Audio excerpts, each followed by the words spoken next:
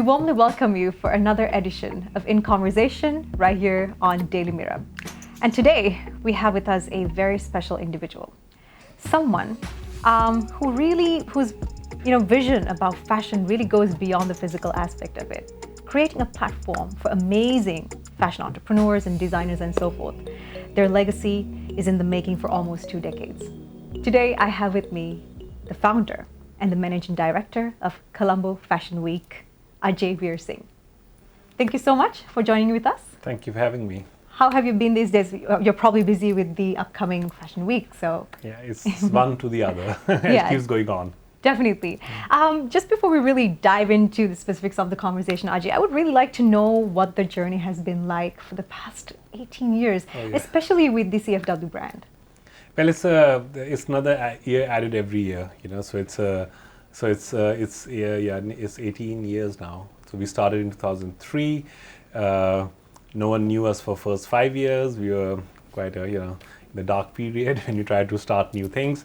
Then so we've been through a lot. We've been through air attacks. We've been through new brands being launched. We have been considered as one of the most important fashion weeks over a period of time in South Asia. So it's a very interesting journey, and we've come a long way now. When we look back, and if you even count, we have close to, I would say 85% of designers that you see in Sri Lanka today are the product of the Colombo Fashion Week platform. Definitely. I'm sure it has been a learning curve, but now it's definitely the talk of the town every year. So really getting into it, we see you bringing new elements into the fashion ecosystem. You want to have a philosophical approach that goes beyond just using, external appearances and manipulating them. So we see the concept of sustainability very much incorporated in your showcases as well. So how will you approach this year? Well, we're introducing a new aspect within the responsible fashion movement, which we're very passionate about. And responsibility has been one of the key pillars of CFW from the time we started. Yes. Because we look at all these things a little differently, So we've always looked at it differently, though we were not seen as people, fashion and sustainability at one point of time were two separate pillars, right? We never looked at it like that. We wanted it to be one. So we were always one with that. So now what we do is every year we come out and we make it more relevant so that there's solutions for the society, solutions for the designers. And so this year we have taken another step forward because, after 2020, everyone is trying to be more responsible in everything that they do. Hashtag sustainable. in every way, Definitely. So I feel it's really good that the clothes that you wear should be good as well. Definitely, and I think that brings me to the next question. Like talking about the modern economies, Ajay, like we can see there is a very linear. Everything's done in a linear aspect, and but however, you bring this ideology about circularity into this ecosystem. Let's talk a little bit about that. Well, like I was telling you earlier, everything is designed for vertical, So years ago when I think there was not enough burden on the environment or the society, every new invention would be, oh wow, there's a new invention, it's a solution, right? And let's go and create it. So it would have a very vertical approach. You create it, you ideate it, create it, manufacture it, consume it, experience it, and finish, and then it goes straight back there. And that's how the world was formed, because industrial revolution, IT, whatever you see, and what people thought was solutions were actually very short term, because it was solution for a immediate experience, right? But then it became a problem, right? So after a while we realized that not just me, but there's people around the world who always look at things like who look beyond just the experience, and then they look at things like, are those things that we created, are they good for the environment? Are they good for the society long term, yes. Right? And especially when the whole, that book Inconvenient Truth came out years and years ago, 2 decades ago, people started realizing that, it's not, all's not well with the world. There are consequences to the fun. Consequences to the fun, yeah. And then over the period of time, I think last 4-5 years, this new buzzword, how word evolves is beautiful. The world evolves is beautiful. So if you see 20-30 years ago, it was societal well-being, child labor, free of child labor, good working environment, fair wages. That was a big thing, if you remember, right? Then later on, suddenly people realized, okay, now that's sorted. And how about the environment?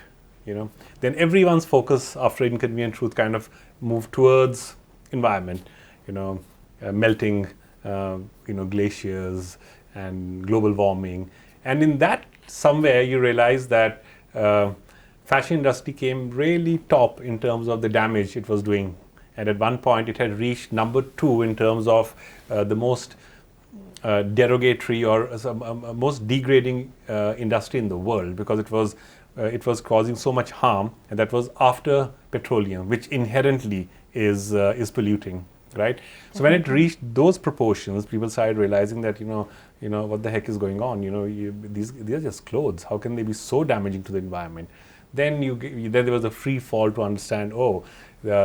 The designers who create good clothes have been commercialized, and the ones who's commercialized thought, okay, let's go into hyper-consumption, let's go into fast consumption, fast production, fast consumption, and forget the design. Let's just get new small designs, but go and make it mass, right?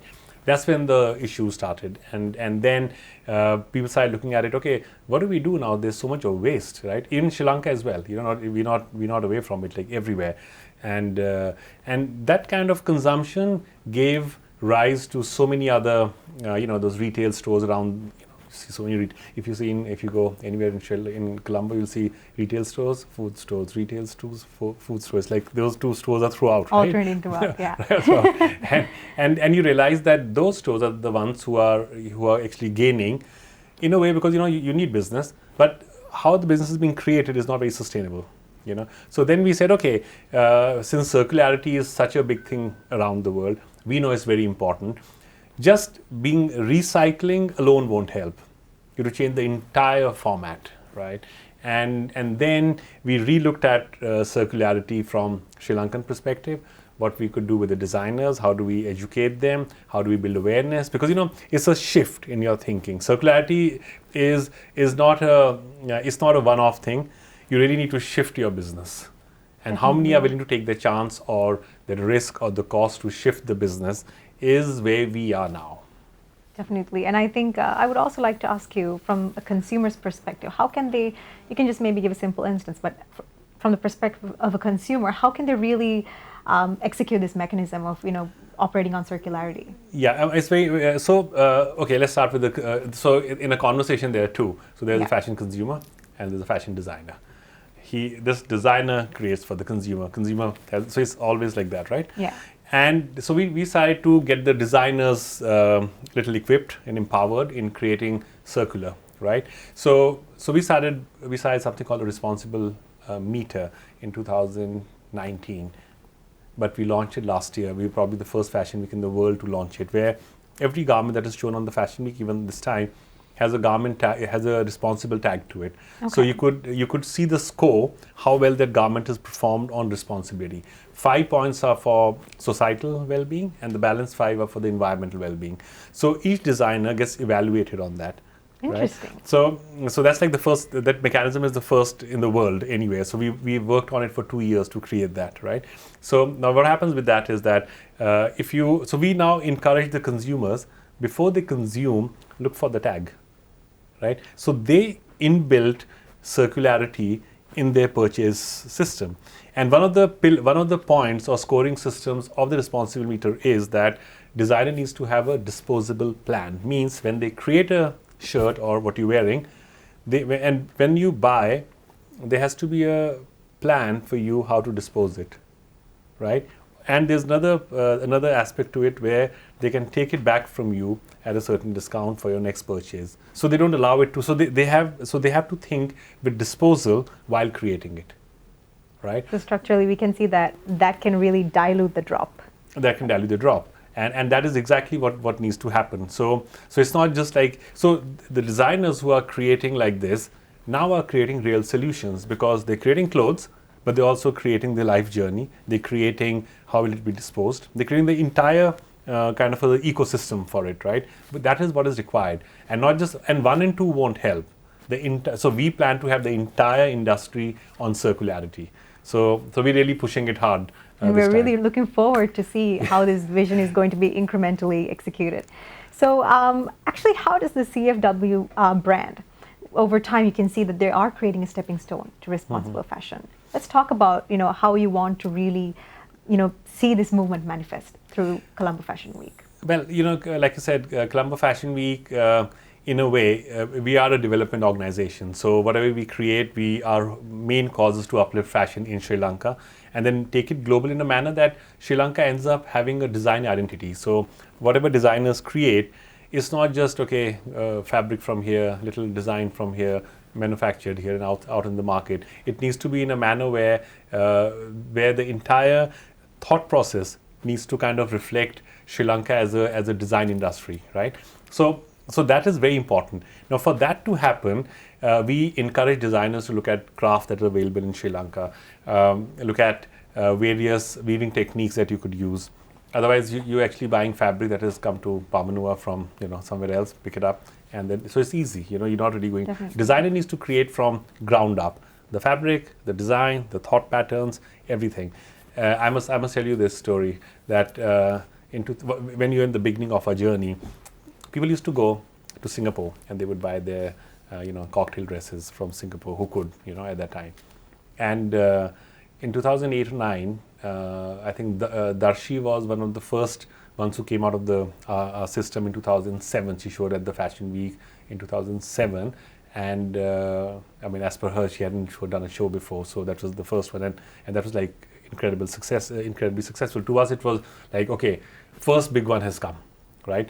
Then I think Kanchana, Katie Brown was after. Then there was Sonali Dharmavardhana. Then Charini. Charini was in 2003. Charini at the first Fashion Week. Charini was the intern who worked backstage. In 2009, she launched as a designer, right? So the incredible journeys there. So what I was trying to get at was in 2009, we were out somewhere, and for the first time, I heard that in a cocktail setting, one fashion consumer telling the other one that I'm wearing so and so designer. Oh, I'm wearing that one. So all were designers from Colombo Fashion Week. Just a year before, it used to be, oh, I bought this in Singapore. Oh, I bought this from here.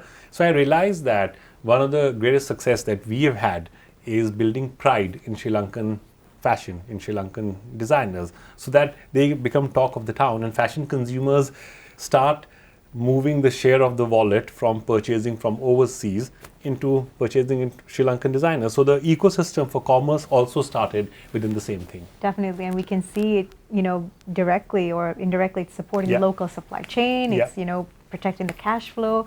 So I guess you can really see how the mechanism is shifting.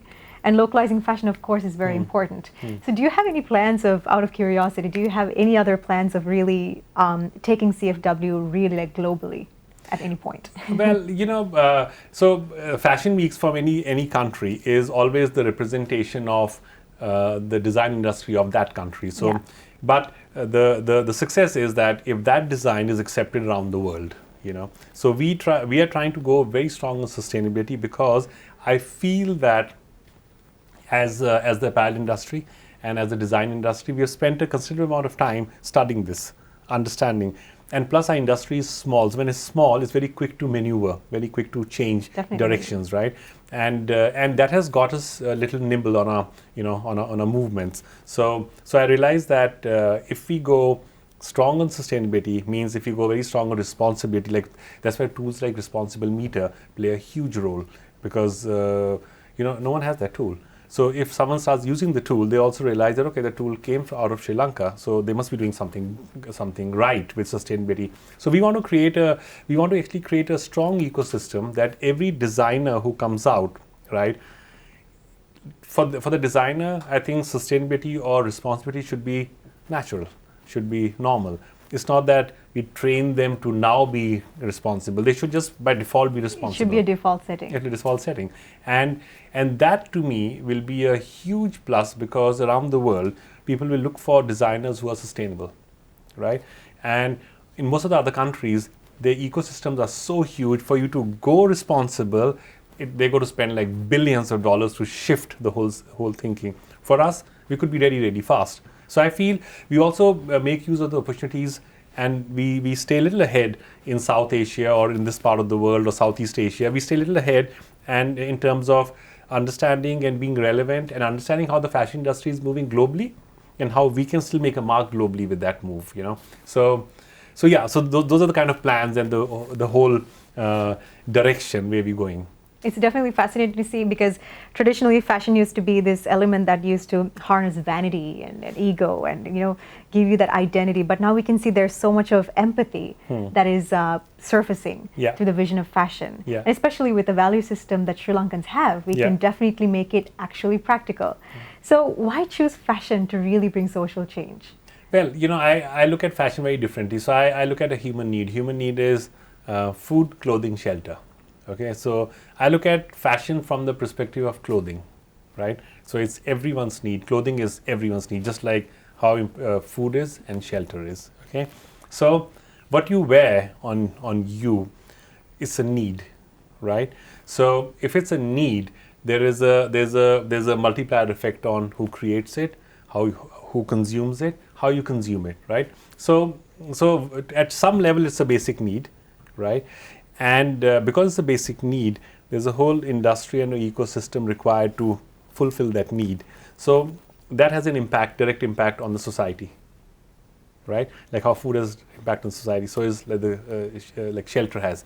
So to me, there's nothing better than fashion, because fashion at the lowest point is a need, at the highest point is a luxury, right? So if you're clever, you can impact the society and be a voice for change around the world, because you cover all the spectrums of that. So so to me, fashion is something that you could use, and then fashion has a has a glamour element to it, which could be influencing a thought process for the next gen that's coming up, right? Because the next gen wants an inspiration always.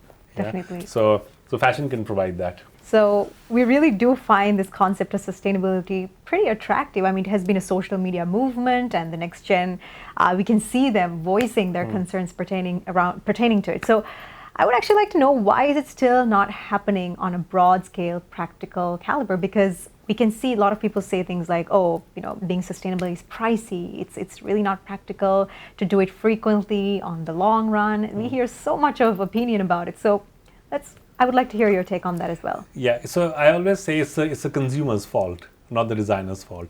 It's a consumer's fault that because consumer has the vote, their dollars or rupees that they spend on buying something is their vote. I want sustainable, I'm okay with this, I can go with that, and that's the problem. That's one. Number two, the perception of sustainability is it's not so glamorous, it's not so luxurious, it's not stylish, right?